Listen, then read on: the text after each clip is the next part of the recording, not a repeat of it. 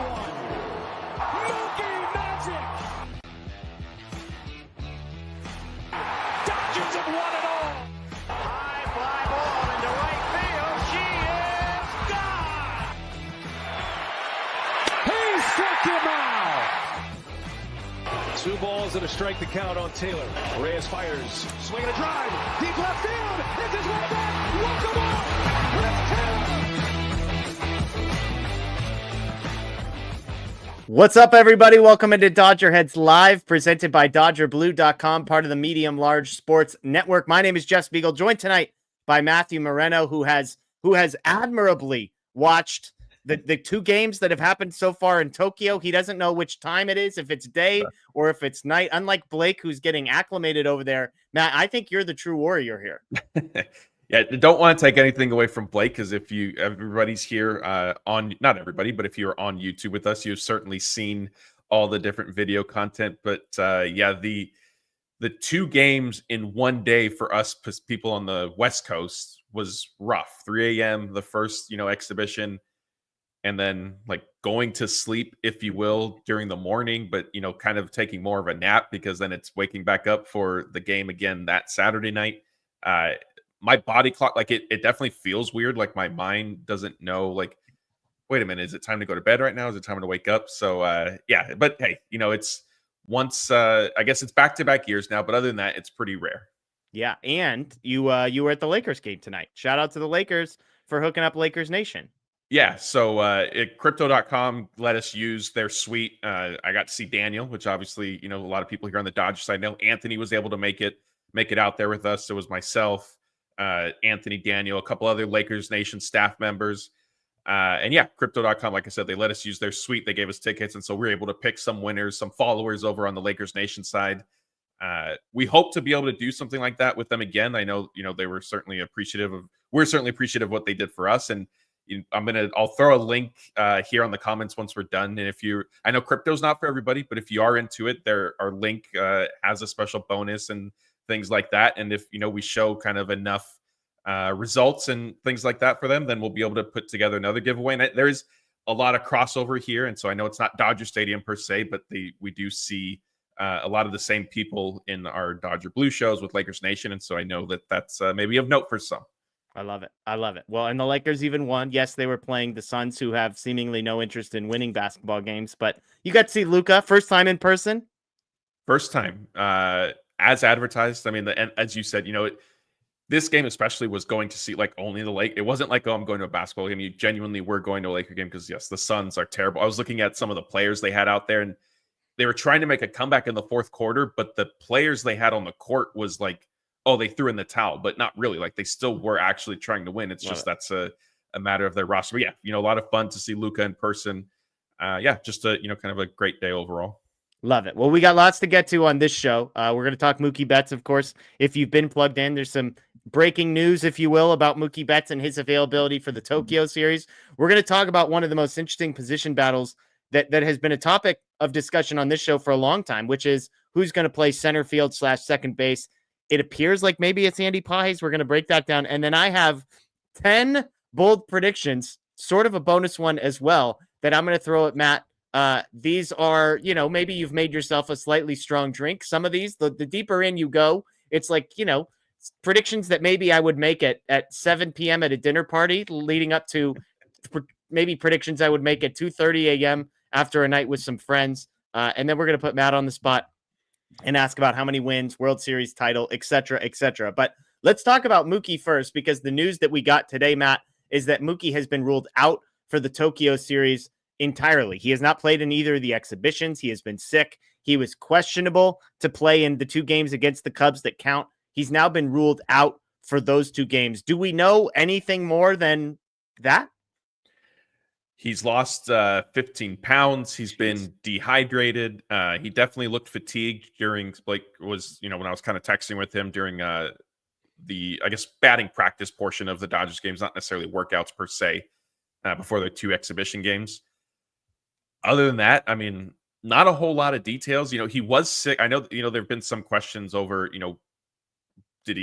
people kind of joking, and I just want, for clarity's sake, I want to make sure, like, Mookie didn't eat something in Japan that made him sick. Like he was sick before the Dodgers left Arizona, which then of course like opens up another can of worms, if you will, and even more questions because we were kind of discussing before we started, like if he was this sick, did it make sense for him to really go? Part of me wonders, was MLB sort of plugged in and saying, hey, bring him. Hopefully he can play. Obviously, he's one of the stars for the team.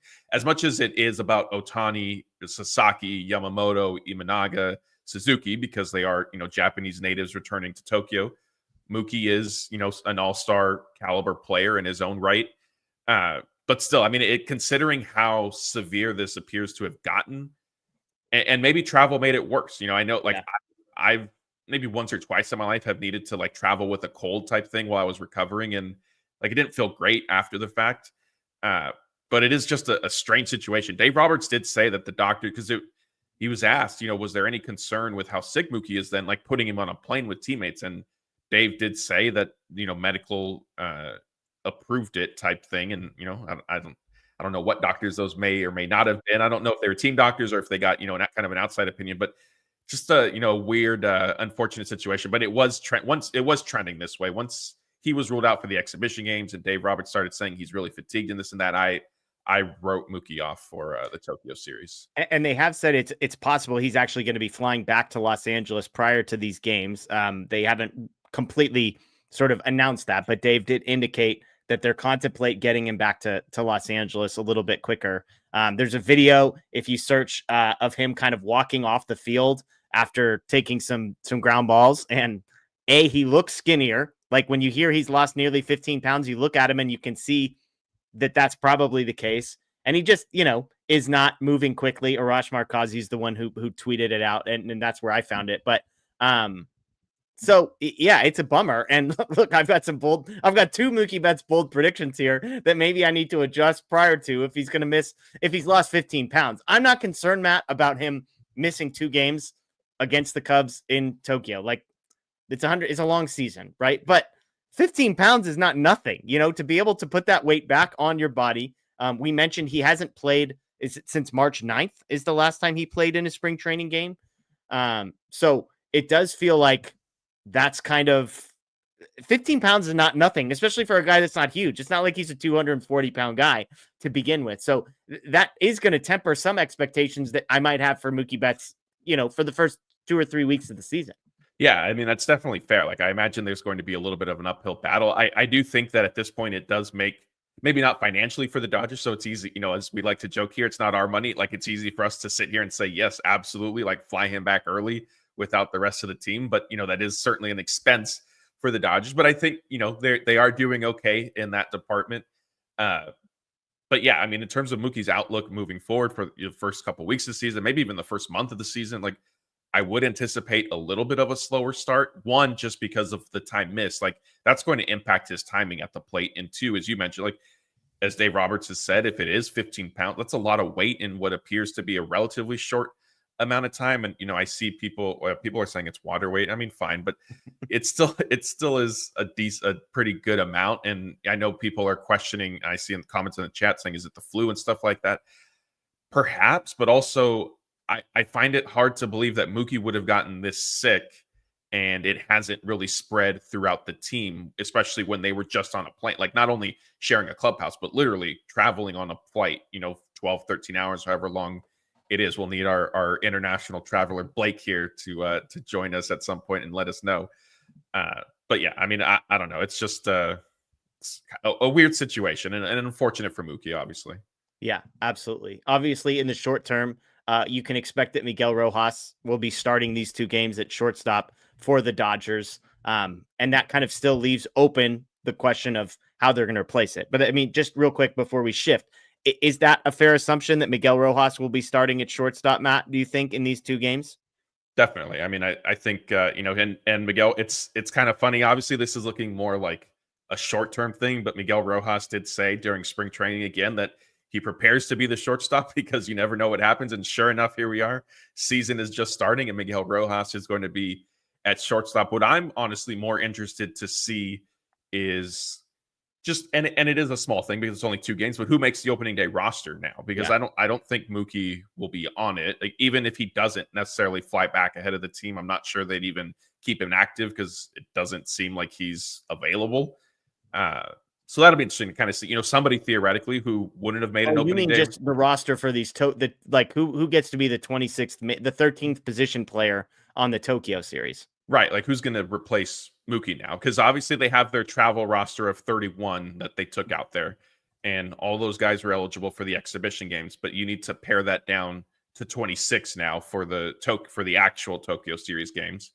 I'm assuming Mookie is not on that, and so that opens the door. I mean, it's somebody. really the only person that it could be, because it unless I'm crazy here, is either going to be Hunter Fiducia, but he just got optioned. It has to be Outman, right? Because I think he's the only position player that wouldn't normally be on there. I think they only have 14 position players. It could be 15. If you include Ohtani, I think they only took 15 position players. So if Mookie's off, then it's either Fiducia or Outman would grab the last spot. Yeah, comes down to one of those 2 guys, I'm assuming. Yeah, because they have 16 pitchers that were part of the 31-man travel roster. So there's a little more flexibility there. So I imagine congrats to James Outman for being on the major league roster, right? Because Fiducia just got optioned. I mean, not that. Yeah, the only thing that would impact is, well, although last year they didn't include the limit on options. If you were for the Dodgers, like the ones during the Seoul series didn't apply to the overall season total. So yes, but to your point, technically, if it is going to be Fiducia, they would have to go through like the quote unquote paperwork process of like recalling him. And obviously he still is out there, which is kind of an awkward thing how that stuff works. It happened to Miguel Vargas last season when they were in South Korea. Yeah. They optioned him during those exhibition games, and this year it was Hunter Fiducia. But yeah, I mean, probably the cleanest way maybe is just keeping Outman active. And I mean, like the other hand, though, Austin Barnes has a little bit of experience at second base. So do they want Fiducia as a third catcher in case Barnes, you need to move your infielders around? You're 1 short. So, does that end up working out in Fiducia's favor? I mean, we'll have to Look, see. you can make a case for Fiducia. It's definitely not by saying Austin Barnes at second base.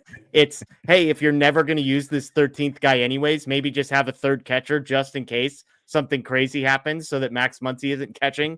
That to me is the argument, not let's find creative ways to get Austin Barnes into the lineup. I think you are the only person crafting those arguments, Matt. You and Austin Barnes' relatives. Well, yeah, we'll never know. It could be me and hundreds of others. We'll just never really know. Yeah. Richard with the super chat. This is where I have issues with the MLB. It's great that we showcase our teams, but because of the investment, did they force Mookie to go? And the Dodgers' transparency with players is not trustworthy. I have had people, Matt, in my life kind of saying they think it's ridiculous that this whole Tokyo series is happening, that they sent the Dodgers to Korea last year. They sent the Dodgers to Japan this year.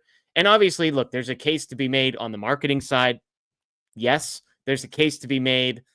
I'm sure a lot of the players enjoy getting to go to Tokyo and getting to go to Seoul and being a part of this. But do you think, is there any part of you that thinks it's ridiculous that the Dodgers have to travel halfway across the world to play 2 games that count while everybody else is kind of hanging out in Arizona and Florida and continuing their spring training? Not too much. I mean, it does create it does increase, I think, the probability for injuries, and we've seen it. We saw it in, specifically 2014 with Clayton Kershaw, with kind of things being accelerated. Right? Yeah, and they opened in Australia, so he pitched opening day down there, and then he was supposed to start the domestic opener down in San Diego, and they ended up putting him on the injured list instead because of an upper back issue.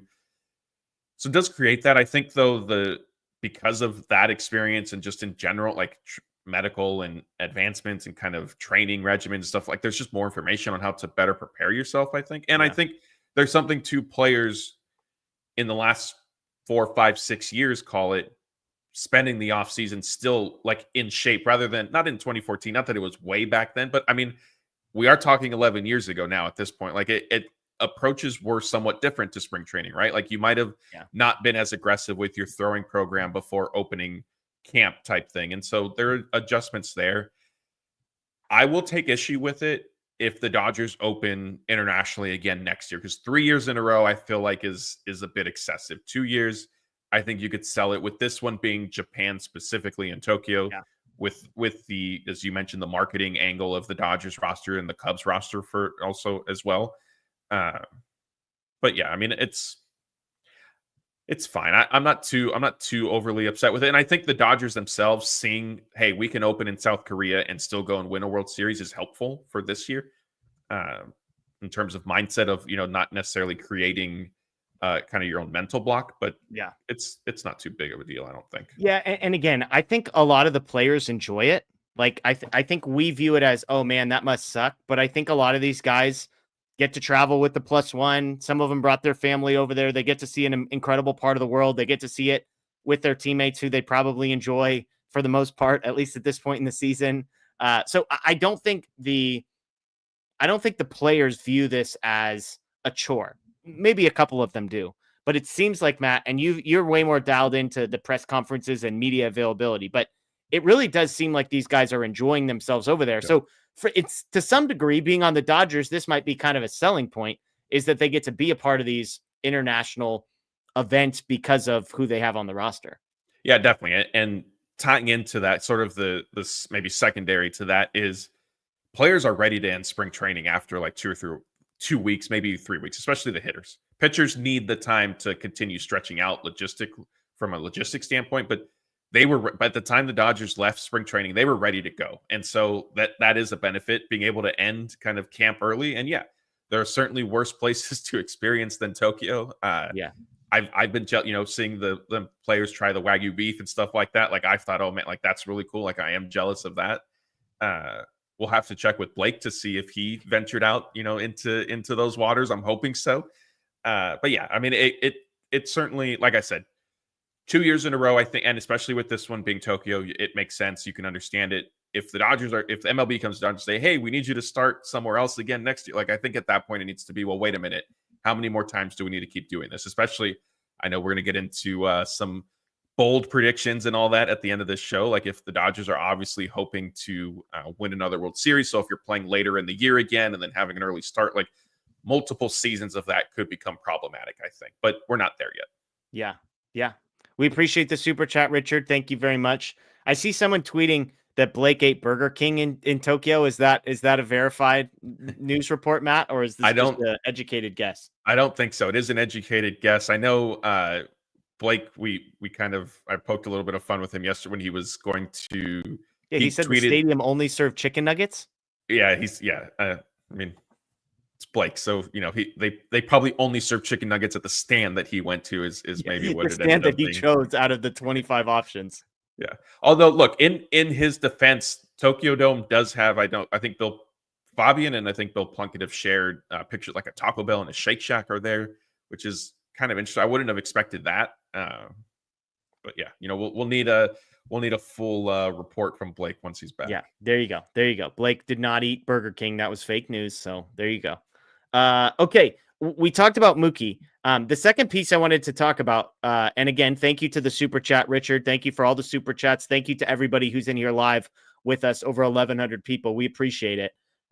One of the more interesting things to me is looking at the roster, the lineup, I should say, for the two exhibitions, is that Andy Pages was the starter in center field in both of those games. I don't think this is a surprising development to anybody. We've talked about the roster battle between Pages and Outman, essentially for the final spot on the roster, which again, if Mookie's out, might not be a battle for a roster spot, but for a starting spot for sure. And so my question to you is, has Andy Pages locked down the starting spot? He is likely to start both of these games because there's two lefties on the mound. But in your estimation, is that a coincidence? Like, oh, it's only because of lefties? Oh, it's just a coincidence that he started both exhibition games? Or do you think that Pages has separated himself from a guy like Outman a little bit? I wouldn't word it the way you did. I think Pages did enough, showed enough, also bats right-handed in a lineup that is heavy on left-handed hitters, to have been named the starting center fielder, if you will, even if Dave Roberts tried to, kind of be coy with it a little bit. And yes, I think it kind of explaining it and taking some of the heat off that quote unquote position battle. It's easy to say, well, the Cubs are starting a lefty, so of course we're going to have Pages in there instead of Outman, I think it was going to be Pages no matter what. Yeah.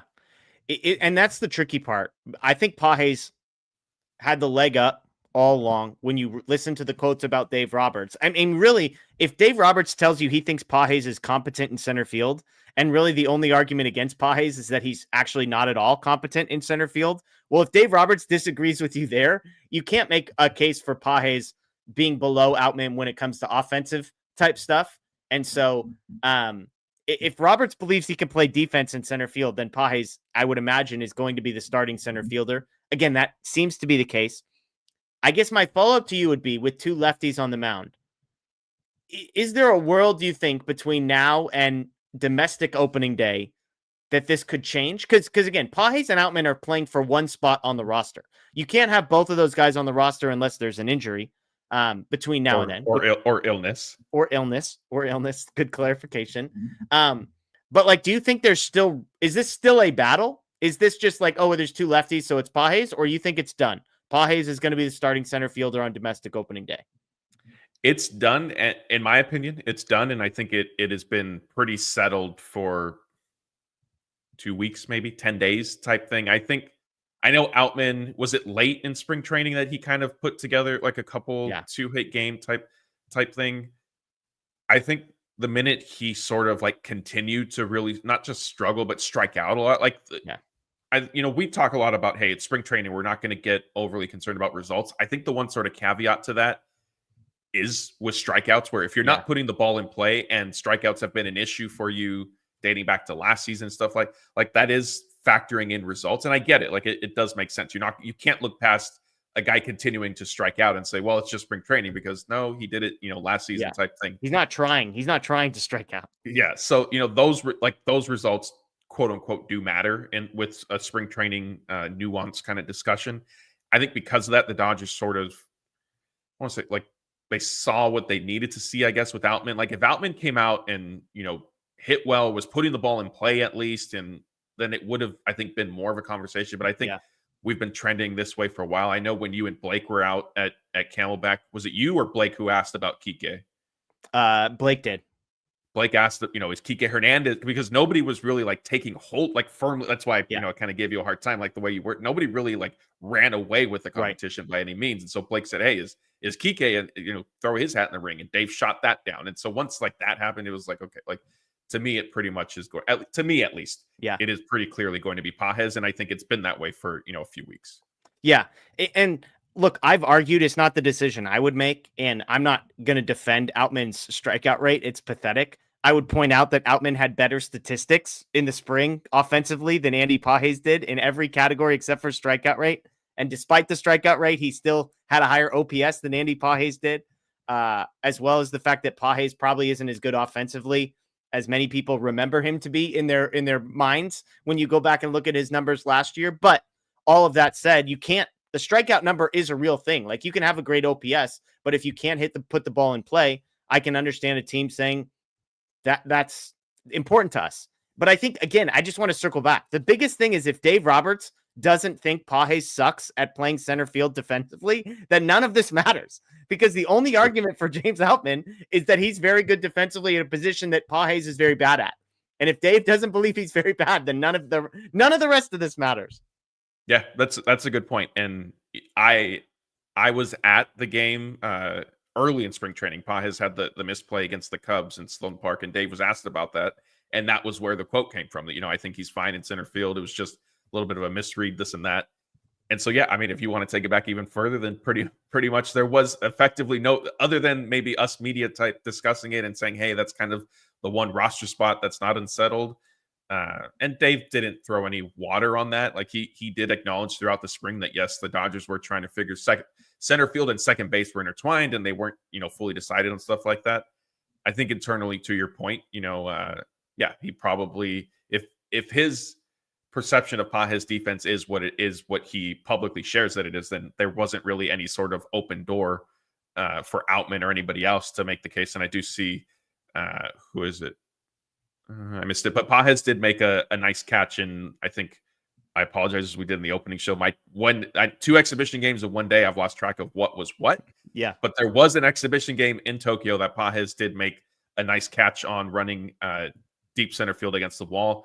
And if I'm not mistaken, he also cut one off that could have gone to the gap. And so, look, maybe he is certainly improving. That is, as much as we've sat here and said, there are some concerns there. Like, it's not as though Pages wasn't trying to improve with center field. And I even think like a lot of his deficiency there is really boiled down to, for me, his tendency to his first step is to come forward. And as an outfielder, you're always taught like, go back because you can come in a lot easier rather than trying to make up ground. And so if he could break that tendency, then I think that will help alleviate some of the misplays that we've seen.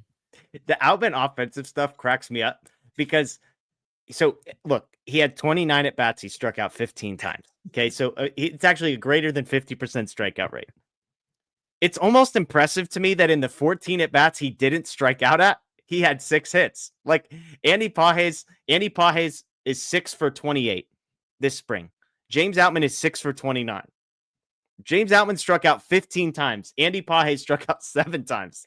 Somewhere in there, I think there's a James Outman impressive stat. I don't know exactly what it is, but there you go. They had the same average. Outman had a higher on base percentage and a much higher slugging percentage. So funny stuff. 15 strikeouts. Do you want to know who is second on the team in strikeouts this spring, Matt?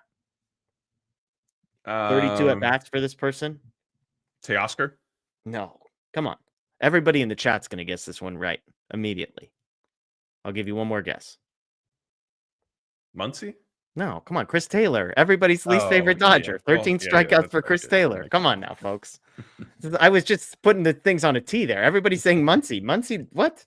Muncy was tied for third with Hesung Kim. Although, geez Louise, Muncy had 11 for 20. So Muncy had a higher strikeout rate than Outman did. Good Lord. We should get Muncy out of here too. We can't. That's strikeout rate. We can't be having that. If that's what people base it on, then yeah, he needs to be sent packing. 11 strikeouts and 20 at bats for Muncy. Jeez Louise. Okay, it's just spring training. Stats don't matter. It's all good. Stats don't matter. I agree with you. All right, folks, buckle up because it's time for 10 bold predictions for the Dodgers in 2025. And I told Matt, I said, Matt, do you want to know these predictions ahead of time? Because I think some people aren't going to like a lot of them, or do you want to just react in real time? So, folks, I have good news for you. Matt's getting these just like you are. So real-time reactions. A couple of them, I told him who they might involve. But we're going to ease into this. I've got some hot takes sprinkled in. Some ones that you're not going to like. Some that you're going to like. I hope. I see Maddie Man. I see Laura, people in the chat that know me. So maybe they'll still like me after these. I don't know, Matt. I'm going to start with one. Okay. I do want to. You are on a slippery slope. You don't like cheese. You don't like Banda. Like you just need to tread carefully here because you already have 2 strikes. I was at a Mexican place the other day. I got a quesabirria taco. Quesabirria. How do I pronounce that? That was better. Yeah. Quesabirria. There you go. There you go. It's delicious. Okay.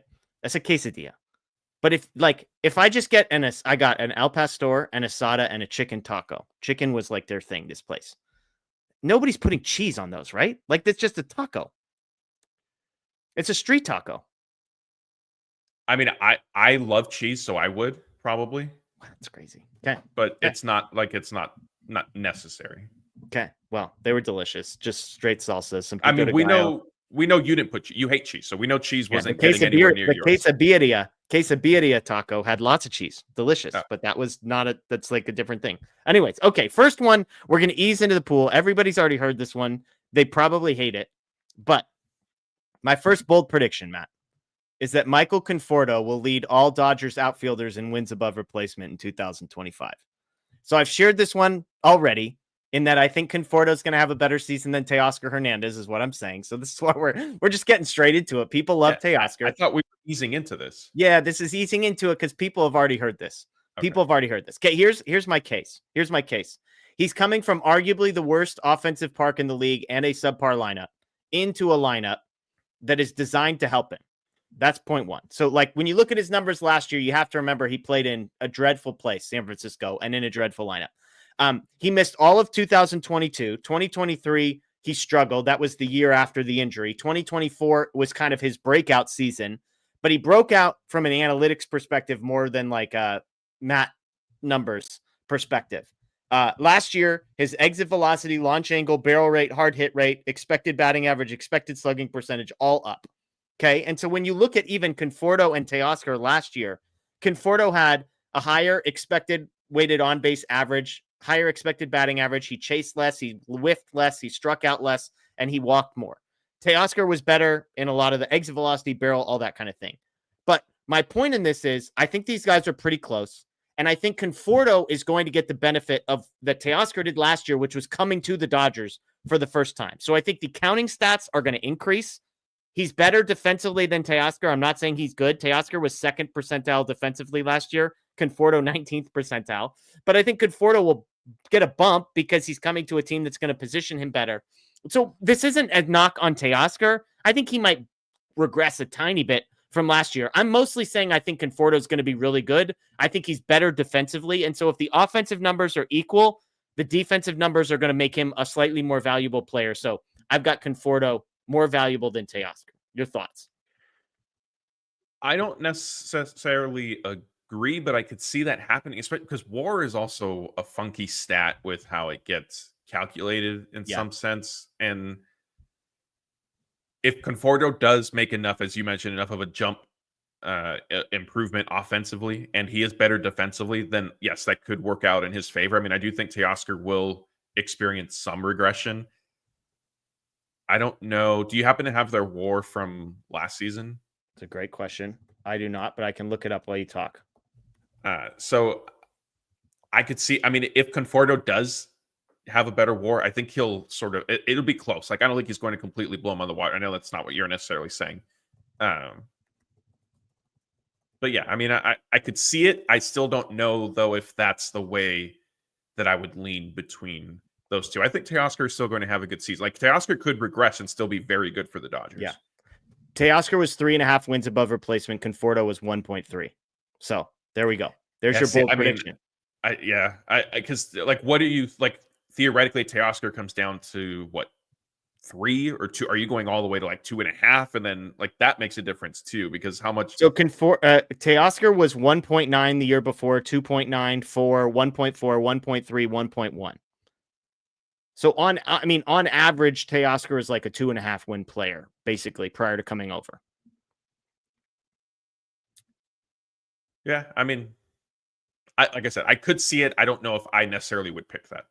Okay. But we're easing into things, so that works. That would make sense. Conforto debuted in 2015. Teoscar debuted in 2016. So he's got 1 extra year. Conforto more wins above replacement accumulated in his career. So there you go. Number 1, Conforto, most valuable outfielder. Okay. Number 2, do I just kind of softball one here, Matt, or do we just go further into the deep end? I'm going to let you choose your own adventure here. Just jump into the deep end at this point. Let's have some fun. This is it. This is where I'm going to lose people. This is probably the most defensive one I'm going to say the whole time. And I believe these things. And so it's not a popular thing to believe, but here we go. I think Tommy Edman is going to be disappointing to some people this year. Okay. I think Tommy Edman's a really good player. Here's my concern. I think we got a taste of Tommy Edman playing like the best baseball of his life in the postseason, hitting some of the biggest home runs of his life. And I think we're going to expect him to play like that moving forward. See, this. People hate this already. Here we go. Hear me out. Okay. I think Tommy Edman's really good. I think he's really valuable. I know Matt is going to lead the next show with Jeff hates Tommy Edman. He thinks he sucks, but that's not what I'm saying. Okay. In 53 games last season, Tommy Edman, slash 265, 309, 445. Avoiding his rookie season, that's the highest batting average and the highest slugging percentage he's ever had in any season of his career. It's also worth pointing out, if you like expected numbers, he slugged 100 points higher than his expected slugging percentage last year. That was the 4th largest gap between actual and expected in all of Major League Baseball. His batting average was 20 points higher than expected. Now, the regular season, he was coming off an injury. He had been out a while, new surroundings. So there's possible where you could say, hey, maybe he's going to be even better. All I'm saying is I think Tommy Edman, this is what I believe. I think he's going to be a league average offensive player because basically for his entire career, he has been a league average player offensively. And that is going to feel disappointing to people in real time because I think if Tommy Edman hits 250 with a 310 on base percentage and a 395 slugging percentage, which is pretty much what he's done his entire career, I think people are going to be very let down and very disappointed. And yet I'm telling you, Tommy Edman is one of the best defensive players in baseball, especially when he's playing second base. And if he's a league average offensive player and an elite defensive second baseman, that's going to be a really valuable player. He's going to play the game the right way, etc. I just think people have in their minds NLCS MVP Tommy Edman, and I don't think that's what we're going to see in the regular season.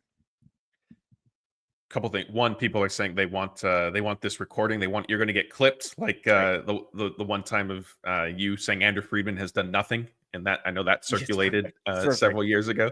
The other thing, are you saying is the argument that you think people are going to be let down by Tommy Edman, or that he's regressing? I think people view I don't think Dodgers fans who were new to the Tommy Edman world in the 55 games we got to see him last year, I don't think many Dodgers fans realize that for the entirety of his career, he has been an slightly below average to average major league hitter. And when you figure out what a league average hitter hits for batting average, on base, and slugging percentage, if Tommy Edman hits those ways, I think people are going to be disappointed. Because I think in their mind, they're expecting a guy who's going to hit like 275, which he's never done, with a little bit of power, which he's never had. And I think that's going to be a little disappointing to people. Again, kind of like the last one, I can see it, but I think I'm a little bit more confident in Edman than you might be. I think there's the potential of change of scenery, like both figuratively and literally, in terms of like the Dodgers hitting coaches, and maybe just getting into a fresh start, being on a team that is going places. Certainly more talent around you. If they're pitching around other guys and you come up with the bases loaded, eventually they're going to have to pitch to you at some point. So there could be a little bit of Tommy Edman capitalizing on that. What I will be interested to see, honestly, more so, is if he is able to maintain basically like the clutch hitting, because that was the big thing with Tom. He was coming up in big spots, especially in the playoffs, and he pretty much kept delivering. So I think, to your point, if there's somewhere in the middle of, okay, he ends up being a little more league average than what we saw last season, but he still is delivering in big spots, I think you take that, and I think everybody will be happy. So in the last 5 seasons, 100 weighted runs created plus is league average. Oh, hold on. This is where I tune out. Let me know. It's a really easy number for you, Matt. Less than 100, below average, more than 100, above average. Here's his last 5 weighted runs created plus, starting in 2020. 90, 89, 106, 92, and 98. 4 of the last 5, he's been a below average hitter. I just think if he does that, now 2019 was his rookie season and he was awesome. He hit 300 with a 500 slug. Since then, that has not been the case for Tommy Edman. In the last 5 seasons, his slashes 257, 312, 394. So there you go. We are only 2 of your bold predictions in, and everybody is going crazy. So don't worry. It's going to get, I don't know if it's getting better or worse from here, folks. Laura says Tommy Edman is healthy. He will have a good year. I hope so. Jason, Jeff, you must be blind. Have you not seen what he's done this spring? Also, he's a part of a club that makes him better, like Conforto. For the record, Tommy Edman was a below average offensive player in 37 regular season games for the Dodgers last year. So just that number, that number's out there. Just putting that out there. Not blind, not paying attention to Tommy Edman's spring numbers. He could be terrible. He could be awesome. Neither of those would move the needle for me. Richard says, hey, Jeff, I know weed is legal in the state of Oregon, but holy cow, going after Tommy Tank, seek professional help. That's why I'm here. Is this not a counseling session? Is this not just group therapy that we're doing here? We're confessing our deepest, darkest secrets. Just me. See, I think only you got that memo. I'm just along for the ride. As you said, I'm finding all these out in real time with everybody else. And look, with the way this is going, maybe you need to keep throwing out these crazy hot takes, because we're getting a ton of support for the show through super chats. So yeah, it's a win. The sandwich with hopefully no cheese if it's a cold sandwich. Saying, look, like Kike, I think Edman's leash is a bit longer due to clutch and postseason play. Edman's going to play every single day. He's the best defensive second baseman in Major League Baseball. He's a very good center fielder if they want to put him out there. He can handle shortstop at an above average rate as well. I am not at all saying that Tommy Edman is a bad player. I'm just saying if you're expecting him to be a massively awesome offensive player, because that's what we saw in the postseason. He was a 134, I believe, weighted runs created plus guy in the postseason. So there you go. The runner on second likes my take. Thank you. Pinsanity. I don't know what Pinsanity is saying here. We only repeat Jeff's opinions in true fact, and that's it. We don't twist anything Jeff has ever said. We don't do that. What I love is I think even my positive bold predictions here coming up are going to be controversial to some people. And I'll just start. Let's get to number 3. You ready for this, Matt? This is a feel-good story, okay? I think Clayton Kershaw is going to be a real contributor to the Dodgers in 2025. See, everyone thinks he's cooked. Everyone thinks he's cooked. He's about to turn 37 this month. He is the year after surgery. So typically, if you follow baseball injuries, and as a fantasy guy, I follow this, there's the year that the guy gets hurt. In Kershaw's case, he gets shoulder injury in 2023. 2024 is the year after shoulder surgery. Most guys are really bad that year. And then 2025 would be 2 years removed from shoulder surgery. Yes, he's got foot stuff and knee stuff. I don't care about that. I'm talking arm, shoulder, elbow. He's 2 years removed from it. If you go back to 2023 before he went down, 2.46 ERA for Clayton Kershaw in 2023. Poetically, I think we're just due for one last Kershaw ride, meaningful innings, Kershaw being solid. I'm not saying he's going to win the Cy Young. He's not going to pitch that many innings, but I just will always believe that if Clayton Kershaw is on the mound, he's going to be more than serviceable. And so I think he contributes this year. For nostalgic purposes, I'm going to agree with you on this one. I know that we're going to probably be on a very small island with only a few others, but that's fine. I do agree. Like you and I, as it was happening, were banging the drum of, hey, like Clayton Kershaw is not at his MVP Cy Young level, but when he was he was still effective and finding ways to figure it out. My biggest concern and question is going to be, can he stay healthy enough to contribute the way you sort of outlined that he might be able to? That's just what I'm not sure, because we haven't seen that. And yes, it was like the shoulder was a first for him, but fine, like it did happen. And then the knee and foot ended his season last year, even though it wasn't the shoulder. So that would be my concern. But if he can stay healthy, I think, yes, he can have a productive, what is it, whatever number season this is for him with the Dodgers. I've lost track. The sandwich says Kershaw prediction: 60 innings pitched, 2.89 ERA, 43 strikeouts. It works. I guess I'm trying to think. Innings if might he be comes back in May, he probably could theoretically get to more than. Theoretically, he would have potential for more than 60 innings pitched. But right. I just think I don't know if I'd say an ERA that starts with a 2, but I'd go under 3.5 if you made me pick on an ERA for Kershaw. I could see under it'd be close, but maybe under 3 if he's healthy. Yeah. There you go. Okay, it's number 3. We got 7 more, folks, and 8 technically. All right. This one, you're gonna like this one. I think Mookie Betts is a Gold Glove finalist at shortstop. That's bold prediction number 4. You're laughing at me. He's looked good this spring. And really, Matt, this is a bet on Mookie Betts to be a competitor and an athlete who just refuses to be bad and fail at anything he does, apparently, except for stay healthy, which he can't help. But if you look at his life, basically everything this guy has ever committed himself to, he's become awesome at. And I think he has looked good this spring.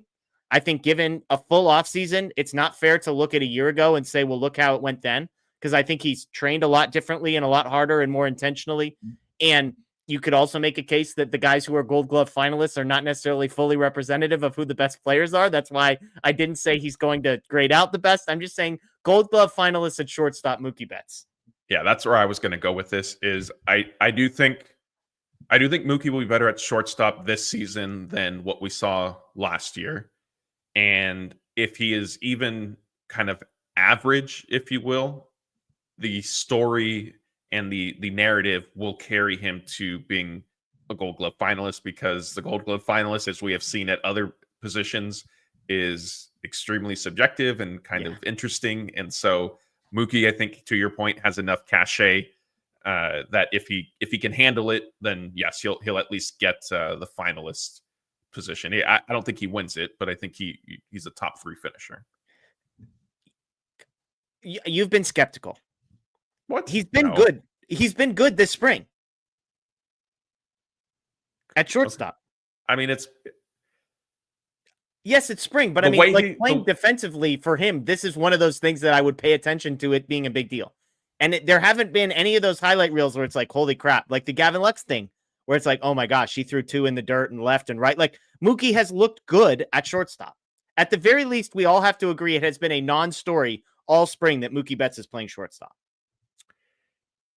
Yes, I wonder though how much of that is number of opportunities, and I don't think he got a bunch. I think when he did have the few like sort of challenging plays, if you will, he did make them. Like to your point, like nothing sticks out of, oh man, there's the play that he's going to have to make and he couldn't do it. Is it like that didn't happen? But I don't know if they were enough to really say like to fully be as confident as maybe you are. But some people out there have a New Year's resolution to not worry about Mookie playing shortstop, and so for those people, like yes, he can be a Gold Glove finalist. It's worth pointing out when he did play shortstop, one of the sort of things that the nerds came out with was that his problem wasn't that he couldn't make like really good plays. It was that he struggled with the average plays, which leads me to believe that if he can figure out the average plays, he has that other stuff in his bag. There we go. Okay, I think I'm going to get everybody else back with this one. What number are we on? Is this 5? 4? Let's see. We got Conforto, Edman, Kershaw, Mookie. Okay, we got another Mookie one coming up. Everyone's going to be on board with this one. And by the way, let me clarify. These are bold predictions. Okay, you could go to any other Dodgers show who gives you, we're going to come up with bold predictions, and it's like the Dodgers are going to win the NL West, okay? Like Mookie Betts going to be good at hitting baseballs. That's all we're here for. These are like, what are the crazy things that I truly do believe? I'm not trolling you. I'm not just making stuff up to poke the bear, but like, I think could happen, and they're bold predictions, okay? Number 5. Again, we're going to stack hands on this one. I think Kike Hernandez is a 2.5 win player in 2025, Matt. And that might seem like a small number. He's done it just twice in his career and only one time since 2018, okay? And everybody knows the reason for it. It's Glasses Kike. Before the All-Star break, he hit 191. That's a number you like, Matt. Batting average. He hit 191. Tell the people, 191. Is that a good number or a bad number, Matt? No, that's very bad. Not good. That's very bad. See? After the break, 168 plate appearances. He hit 274 last season. He was a 112 weighted runs created plus after the break. Again, that means he was 12% better than league average. His hard hit rate went up 4%. His strikeout rate went down 3.5%. He even hit righties. That's been his issue, is he's a platoon guy only against lefties. He was an above average offensive player against righties. It wasn't just like, oh, he didn't totally suck against righties. He was actually good against righties. And here's the key. I think he's going to play a bunch. Like, I don't think Kike is going to be like a start once or twice a week kind of a guy. Everybody knows my opinion on the guys in center field and second base. I think Kike is going to find his way into the lineup a decent amount. So combine a guy who I think is going to play a bunch, some positional versatility, with a guy who I actually really believe is better offensively than he has been. I think Kike Hernandez, 2.5 win player. That works for me. I don't know if he's going to play as much as you might be thinking. I think it'll be somewhere in the middle. And again, I am still of the mind that I just don't really care for Kike's sake. And like, I hope he has a good season, just because like you don't want to not produce and then that wears on you throughout a year. But it doesn't matter to me. Like he could do what I kept telling you guys. And I know you weren't necessarily worried. Other members of our staff last year were calling for him to be DFA'd, I think, at some point, and this and that. And I probably did, if I'm being honest. It was probably me. I kept saying it doesn't matter what he's doing right now. One, they're not going to do it. Like once October rolls around, he'll be there. And sure enough, whether it was the glasses or whether it was just his career success in the postseason, maybe a little bit of both. And so it just, to me, like it doesn't matter what his regular season is. Again, for his sake, I hope he does well. But all I care about is October. So if he has another year of hitting 200 and kind of, his average again, I mean, so be like, I'm not going to care. Okay, fair. Hey everybody, we appreciate you joining us. Almost 1,600 people in here. I see some people in the comments saying hit the like button. We'd greatly appreciate that. If you're new here, click the subscribe button. I got 5 more hot takes here. If we get a few more likes, maybe I'll share some of these. Some of them may or may not be hot takes based on some of the reaction we've gotten already. So we greatly appreciate that. If you'd like, subscribe. If you're a podcast person listening, go ahead, pause this, go find the subscribe, rate and review buttons. Those would all be greatly appreciative for us. Helps us along the way. I've got 5 more, well, 5.5, because one is I kind of wanted to say this thing, but I won't say it because I don't want to get people mad. Let's see. What order do we want to do this in? I'll go random one just to move this along. This might be more from my heart because he's a guy that we met in spring training. I think Jack Dreyer is going to be a dude in the bullpen for the Dodgers. And I know he needs some injuries to be able to get there. This is a guy who's never played in the major leagues up until this point. He was protected in the Rule 5 draft. I'll be honest, I'd never heard of Jack Dreyer until about 6 months ago when he was protected. He's the Vesia profile. I talked about him with Lance Brozdowski. That interview is going to be going up, I imagine, in the next day or tomorrow. Yes, Monday. Tomorrow. So Monday. If you're watching this on Monday, then go ahead and check the interview with Lance Brozdowski. But I think Jack Dreyer is going to be good. He's basically Alex Vesia light. Same IVB, induced vertical break stuff, a weird fastball from the left side that doesn't really make sense that it works, but it does. And I think he's going to be good. So that's not a crazy one, and it's not going to move the needle a ton, but I like Jack Dreyer, and I think he's going to be really good, Matt. Sure. Works for me. There you go. Okay, let's go back to Mookie Well. This is the one that... Oh, go ahead. The only thing really quick with Dreyer is I'm just not sure. Like, my only question would be, and of course it's relievers and it's a long season, it's just like help because the Dodgers do have 3 left-handed relievers in their bullpen now. So that would be the only thing that I'm not sure on his impact for this year. But all the stuff you said in terms, the nerd things, that checks out. I know I asked you guys about a week ago for an explanation on why everybody was going crazy about him because the Dodgers do have Jeff says the Dodgers have 2 good left-handed relievers plus Banda. I say the Dodgers have 3 good left-handed relievers. So, however you break it out, though, Dreyer, a roster spot might be hard to come by for him. True. And by the way, the Dreyer interview that I did during spring training is up on our YouTube page. So go ahead and check that out. Undrafted kid out of Iowa, could have gone back to school, chose to sign with the Dodgers. Cool story. So go check that out. Great dude. You'll want to follow him. Okay, here's my Mookie one. Here's Mookie number 2. This is the one that if I was reevaluating based on losing 15 pounds, I probably would reevaluate this one. And this is a hot take, but it's a positive. We're optimistic here. People like optimism. They don't like negative. So here we go. Mookie Betts 30-30 season in 2025, Matt. Here's why this is a hot take. He had 19 home runs last year. I don't think that's a problem. I think Mookie, although 15 pounds lighter, Mookie getting to 30 home runs might be an issue. It's the 30 steals that's the tricky part. He's only had 30 steals one time in his career way back in 2018. He's basically been 10-16 every year since. Had 16 last year. But I just feel like, Ohtani's not going to be stealing any bags. Now, maybe the Dodgers stop stealing altogether because Ohtani's injury makes them question it. But who knows? Maybe Mookie gets loose a little bit. He sees all the attention Shohei got for 50-50 and tries to go 30-30 on his own. But I think he can get to 30 home runs. I think 30 steals is going to be the tricky part.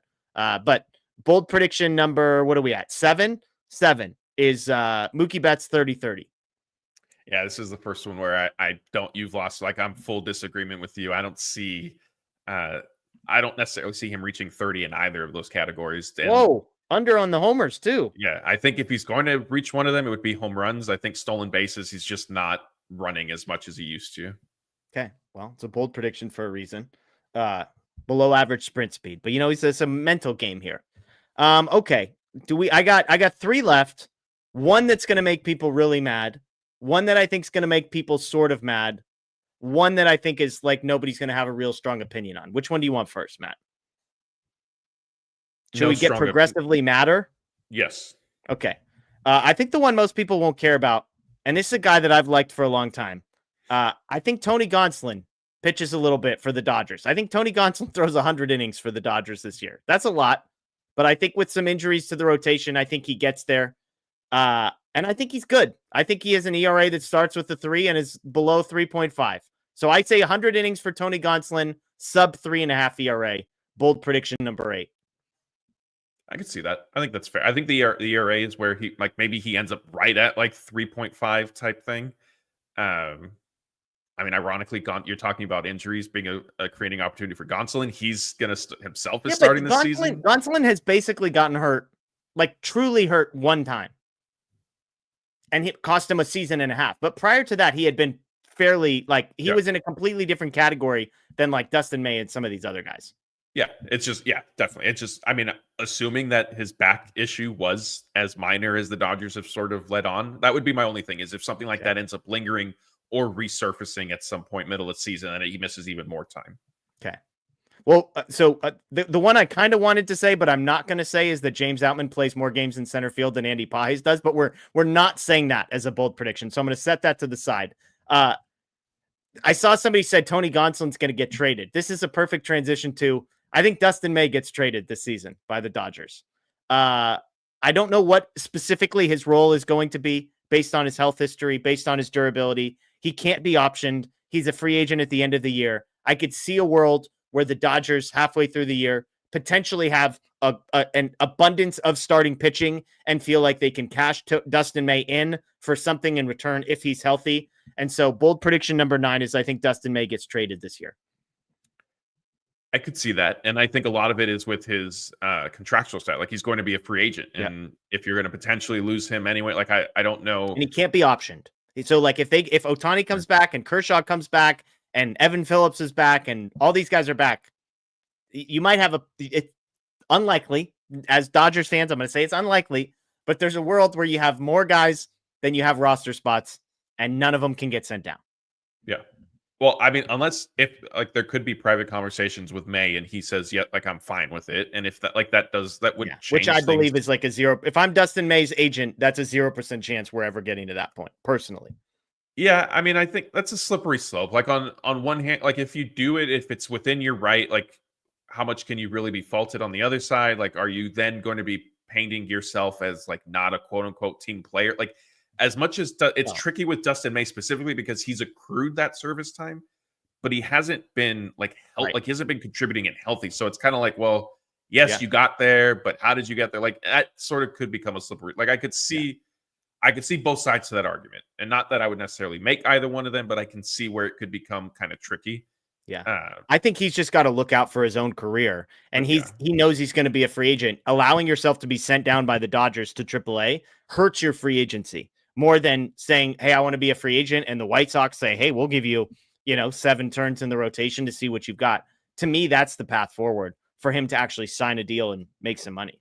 So perhaps, but if he does accept the minor league assignment at some point and pitches well down there, like you could sell hey, look, he just didn't have an opportunity with the Dodgers. He did pitch well at Oklahoma City. He's ready. He's healthy, blah, blah, blah. Like there is a way to still, I think, sort of frame it. Again, it just, it comes down like I don't know that he would be painted in that sort of light of not being a team player and stuff like that, but it could happen. And so that would be why I think maybe they talk him into, okay, we need to option you right now, we'll bring you back or something like that. But that's back to your original point. Yes, it wouldn't surprise me. I'm in agreement with this one that he's a likely trade candidate. Okay, I think this is my last one, and I think people are going to be mad. Maybe not Tommy Edman level mad on this one, Matt, but I think people are going to be mad. But I think you're going to agree with me on this, which is where this is going to be tricky. Are you ready for this one? I mean, I don't have a choice. I'm not sure if I am, but I'll have to be. I think Chris Taylor's on the playoff roster for the Dodgers. Oh, man. I people are going to be mad in the chat on this one, Matt.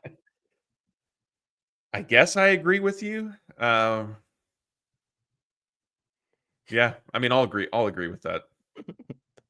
I just think I've said this before. I'm going to say a few things. I don't necessarily think Chris Taylor's awesome. Okay, so that we'll just get this out of the way. I'm not predicting a Chris Taylor resurgence. I'm not telling you it's not going to happen. I'm just not telling you it is going to happen. I think the Dodgers need somebody who's just going to sit on the bench and be happy about it. And I think Chris Taylor could be that guy. I think it costs them a lot of money to make him go away. And if you don't have to pay that money, then you don't need to pay that money. I think he has defensive positional versatility. I think he offers them something defensively. I think you could make a case he offers them something maybe even on the base pass. Not saying he's fast, but like he could be used in that role if they needed him somewhere to be a smart base runner or someone with decent speed.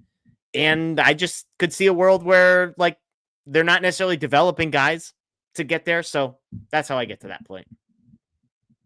Yeah. I mean, it's not outlandish to think that that's the case, certainly. Yeah. But I'll agree with that. There you go. So you're with me. You think Chris Taylor makes a Dodgers postseason roster? Yeah, I think so.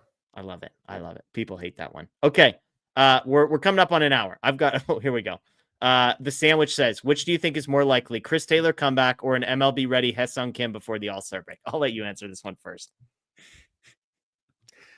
I'll go Kim. Okay. It's close, but I'll go Kim. Yeah, I think it's close. We have to define what MLB ready Ha-Seong Kim is. Like, if we're just accepting the fact that he's a good defensive player who offers you nothing offensive, and we're accepting that profile as MLB ready, like, oh, basically he's Chris Taylor without all of the baggage and maybe a better defensive player, then I would say Kim. But if you're telling me that like Ha-Seong Kim's going to be an offensive, like league average player or close to league average player, I would take my chances with Chris Taylor. Yeah, I mean, to me, I interpreted this as like MLB ready in the sense of like back on the roster and the Dodgers have some sort of role, even if it's, you know, playing once or twice a week, so be it. Or if it's starting like, because if he's doing that, he's quote unquote MLB ready. Like, I don't think they're going to bring him up until he is able to handle some sort of role, short of, you know, a bunch of injuries and stuff like that. Yeah. I'm skeptical, I've said, about the offense, and I think he needs 12 months. So that's my pause there with Kim. Okay, we're going to rapid fire some stuff. Matt's going to get involved in this one, and then we're going to get to some questions. So we're going to do some odds and ends stuff. And the first one is, I was going to ask you which Dodger finishes highest in MVP voting, but they have a guy named Shohei Ohtani on the team who might also pitch. So that's not a fair question to ask you. So I'm actually going to ask you which 3 Dodgers finish highest in MVP voting. So you can put Ohtani 1 if you want. But after Ohtani, who do you have finishing 2nd and 3rd among Dodgers players? And chat, this is an opportunity for you to hop in. We'll post some of your answers on the screen as we go through this. So the first one is 1, 2, and 3. Which 3 Dodgers finish highest in MVP voting? Not saying they're going to win MVP, but amongst voting. So last year, Ohtani finished 1st, Betts 13th, Freeman 17th, Teoscar 19th. Yeah, I mean, I think obviously Ohtani's going to be the highest MVP finisher on the Dodgers. I think Freddie Freeman ends up 2nd. We see a little bit of a bounce back season. I know I alluded to it last year. Like, Freeman was plenty productive, and certainly, you know, his playoff heroics more than made up for kind of the struggles, if you will, that we saw during the regular season. And I believe that a lot of that was certainly related to his family, his son Max, you know, dealing with the severe illness and neurological disorder from the All-Star break on. And so now that, you know, Max is recovering well and back on an upswing, I think that certainly takes a burden off of Freddie to, you know, sort of focus on baseball when he just goes to the stadium and not have to worry about anything at home. So Ohtani, Freeman, and then I think Mookie's 3rd. Slight chance. Tommy Edman votes. Somebody put Tommy Edman as the top 3 here.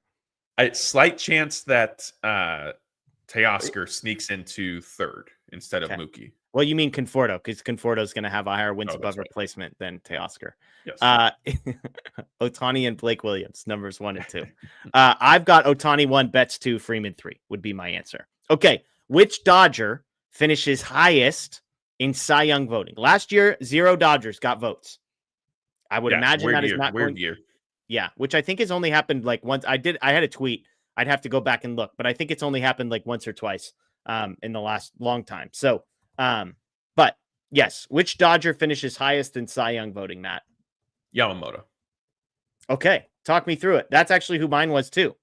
I think he's just, everything we've heard is that he's a lot more confident, a lot more comfortable this year. And so I think he's poised for, you know, kind of a big breakout, if you will. And he was very good, pretty good last season, very good in the playoffs. There were some bumps, but nobody's perfect. I think just having the full year under his belt, being more comfortable in every sense, on the field, off the field, with stuff like that, I think Yamamoto ends up emerging as the top Cy Young candidate. I don't know if Tyler Glass, like his injury. Nobody in the chat mentioned Tyler Glasnow. Snell, Yamamoto, Sasaki got votes. Nobody mentioned Glasnow. Who, between Snell, Yamamoto, and Glasnow last year, Glasnow had the highest wins above replacement of all of them. Yeah. I mean, his injury history worries me. I know that, you know, Glasnow has said that he made adjustments to his spine angle and how he lands and stuff like that he's hoping will be helpful. And Snell, I think he's sort of like, I don't know. I think because he has already won the award multiple times and in both leagues. Yeah. Like, he would have to have an outstanding season, I think, to kind of be in consideration again. And I'm not sure if he necessarily has that just yet. I made this note on Yamamoto. Prior to coming over, his last 3 years in Japan, he averaged 183 innings pitched per season in those 3. So he has a history of being durable. I've said on here, he had like the 6th best ERA in Major League Baseball. If you ignore the very first start that he had in Korea last year where he got shelled, obviously only 89 innings pitched for Yamamoto beyond that, but all that matters. So interesting. Here's the Cy Young stat, by the way. I found my tweet. 2024 was the first year, 4 straight years with at least one Dodger receiving votes. That streak was snapped in 2024. Gosh, I am butchering this stat. You mentioned you were a mess. 2024 and 2023. The Dodgers have not received a Cy Young vote in the last 2 years. This after receiving a vote in 4 years prior to that. Also, a fun reminder I tweeted, Clayton Kershaw received Cy Young votes every single year from 2011 to 2020, except for 2019. He won in 11, 13, and 14 and got absolutely robbed in 2012. So shout out to the GOAT, Clayton Kershaw. Okay, some rapid fire ones. Roki Sasaki, yes or no to winning Rookie of the Year? Yes. Okay, I'm saying no. Lance, by the way, holy smokes. You want to hear hot takes. Lance is not. He likes Roki Sasaki less than most of you. I'll just say that. He's concerned about whether or not he needs a third pitch. And I share some of his concerns. I think Roki's going to be very good. But if the splitter can't find the strike zone and he doesn't have a third pitch, I don't know what the long-term success rate for 2025 is going to be. I think the third pitch is there. It's just a matter of still sort of refining it and not necessarily going to it until you really need to. Yeah. Okay. 2022, the Dodgers won 111 games. If I set the over-under at 111 and a half on wins this season, are you taking the over or the under? No, I'm taking the under. But I will say, I was sitting next to, if anybody, I know we were mentioning Lakers Nation, so I was talking to Matt Peralta today. The optimist. He showed me, the optimist, Matt Peralta. He showed me, I think DraftKings or FanDuel, one of the two or both, had it at like 103 and a half, which I think is low. Pound. Yeah. I'm saying over 111 and a half. No, I'm under that. Who finishes first and who finishes second in the NL West? I mean, we know who finishes first. Well, look, I don't assume everybody on our show believes the Dodgers are going to win the NL West. Okay. I guess I will go on record and say the Dodgers will win the NL West. Okay. I think the Diamondbacks finish second. Yeah, I think I agree with you. And I'm guessing everybody's going to say the same. Dodgers, Giants. We got one vote for the Giants. Can't have that from me. Okay, here's the next one. I got 2 more.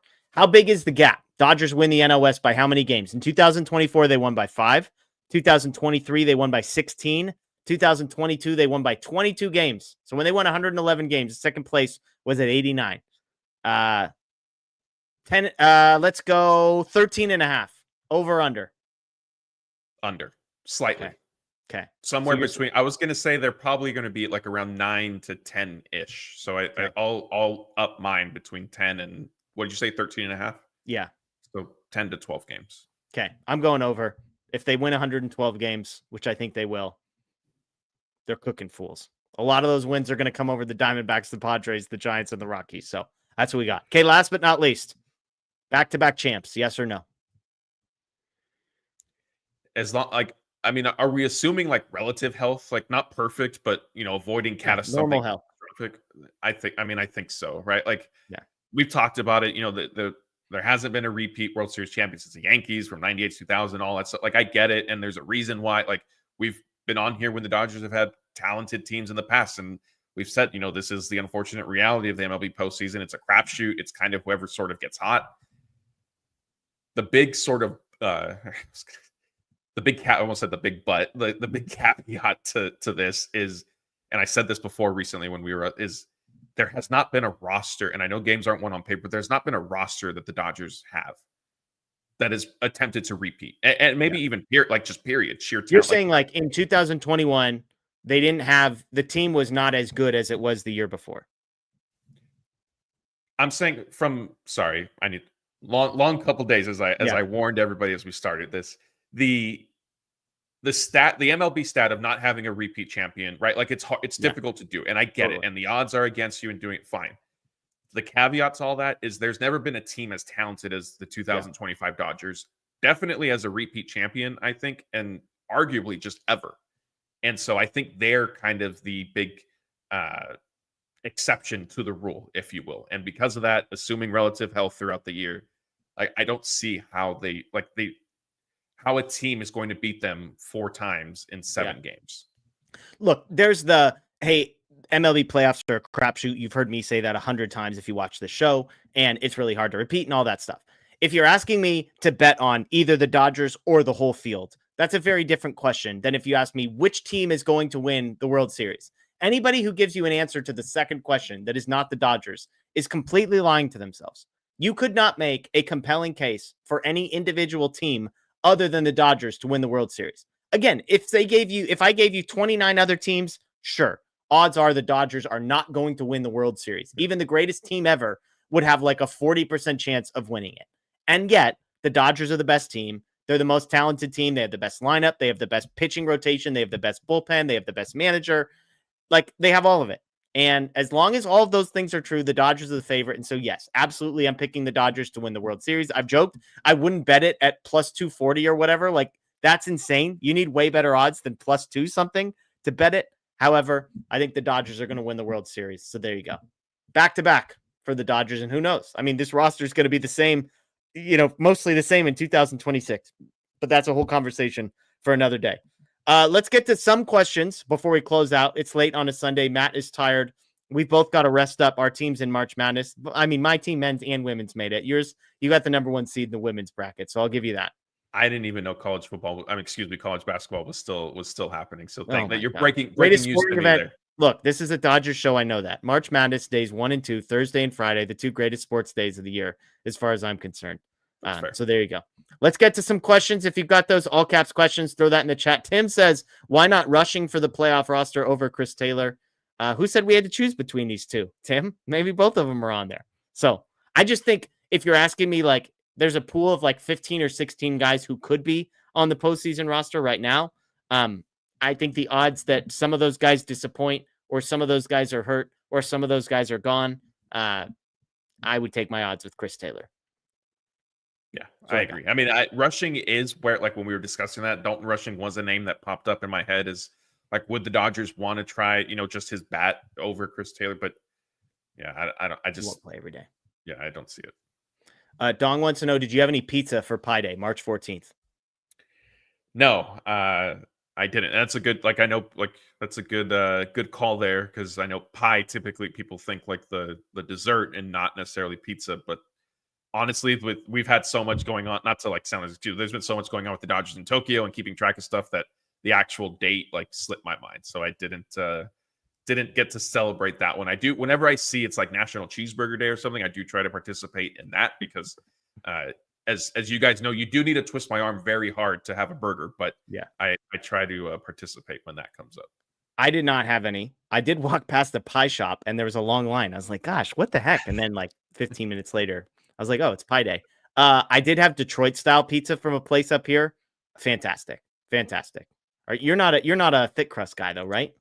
No, but I mean, it's that style is way better than the friggin' deep dish they try to serve you, the tomato soup they give you in Chicago. Love them both. LTTE Beaches says, what rookie will make the biggest impact on the Dodgers? Well, you're predicting Roki Sasaki to win Rookie of the Year, so I'm guessing you're going for Sasaki. I mean, I think it has to be. He's in the rotate. Like, what other rookie is going to get the opportunities that he is? Jack Dreyer. Oh, that's right. Roki's the answer. Eden says, will we extend Roki at some point? Lifetime Dodger. Here's the good news, Eden. He's here for the next 6 years. They don't have to worry about set it and forget it. They'll talk extensions in like 4 or 5 years. Yeah, they'll do like next or this off after this season. They'll like rework his contract and give him like a little bit of a raise, more so than like they'll give him a raise. Basically, I would assume is typically how that stuff will kind of work before he gets to like arbitration and all that. Amanda says, do we know anything about the dinner that Ohtani planned for the players? We have some pictures and videos up on the Dodger Blue Twitter account. Yeah. I mean, I don't know what a fish that I think they pulled out of outer space. Yeah, they're cutting up something crazy. I mean, great event for the players. It's awesome of Ohtani and Yamamoto and Sasaki to put this together. Yeah, people are saying it was tuna. I didn't know tuna came in that size. I got to be honest with you. but yeah, I mean, that it looked like it was a lot of fun. Mookie was there. If I'm looking, let me pull up the picture really quick. I thought I saw Mookie. Yes, Mookie is there. So hopefully they're getting him some fish and putting on some of the weight that he lost. There you go. Eric wants to know if I got the Bueller bobblehead he sent. It's at a P.O. box, and I haven't picked it up yet, but I believe it has arrived. So thank you.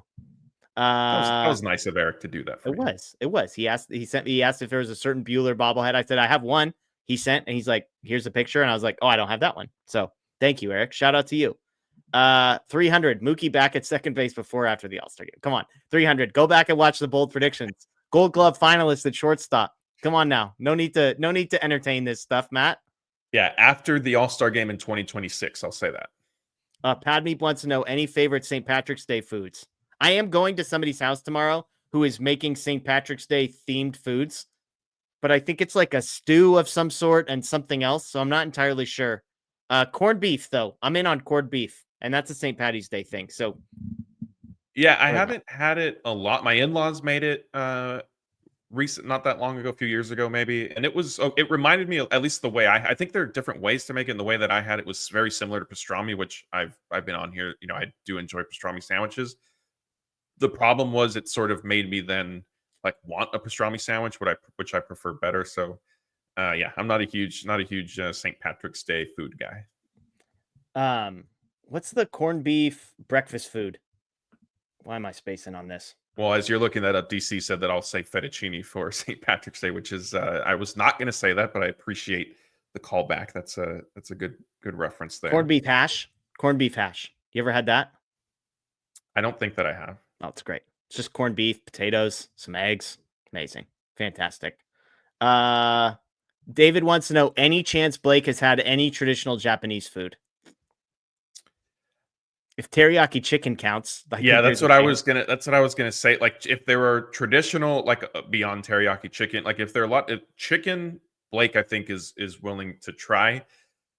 I'm just reluctant to answer this because we haven't received many like, or I don't know any like food updates from him. Yeah, right? that is concerning to me. It is concerning that we've gotten none.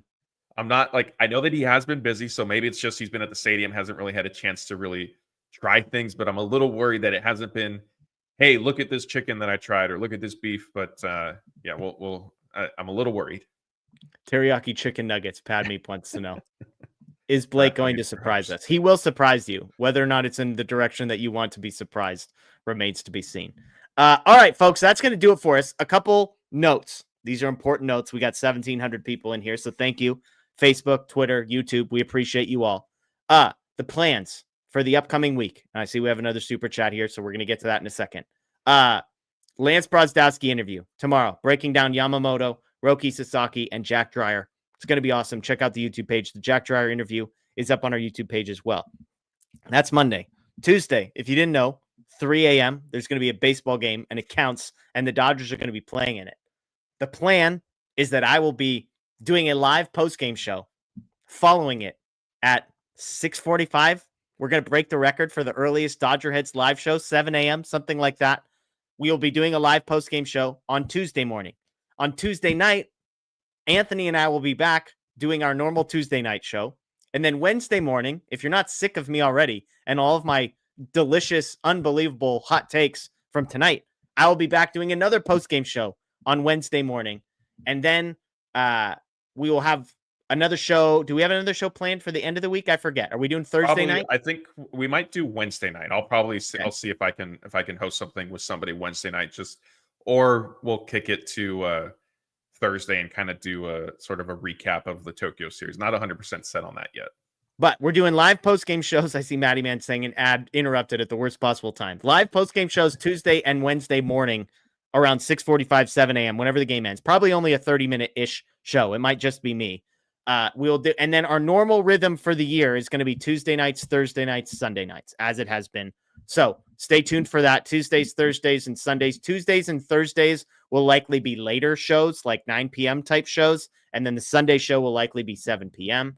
A mix of myself, Anthony Witrato, Matt, Blake, Daniel, potentially mixed in, as well as some other guests. So Tuesday, Thursday, Sundays, plus, again, some 2 bonus live early morning shows next week. As Matt has said, no, I don't know what shape I'm going to be in after a Tuesday morning show, a Tuesday night show, and then a Wednesday morning show. And then I get to drive for like 10 hours. Thoughts and prayers for my family. Let's go out with a super chat from the sandwich. Worst case scenario, do we see a Joey Gallo return as a pitcher? Maybe you know this, the sandwich, but Joey Gallo's biggest fan is actually a member of the Dodger Blue staff. It is not Matthew Moreno. It is not me. It is not Anthony Witrato. It's not Daniel Starkin. I won't tell you who it is, but the biggest Joey Gallo fan I know is a member. I did think, I'm going to be honest, Matt, when he announced that he's retiring as a hitter and coming back as a pitcher, don't say it. Is there if there's one organization that's going to give him a shot and just take their chances on this, allegedly he could throw hard. I mean, don't you feel like he's going to be throwing fastballs in Tulsa for a few months this summer?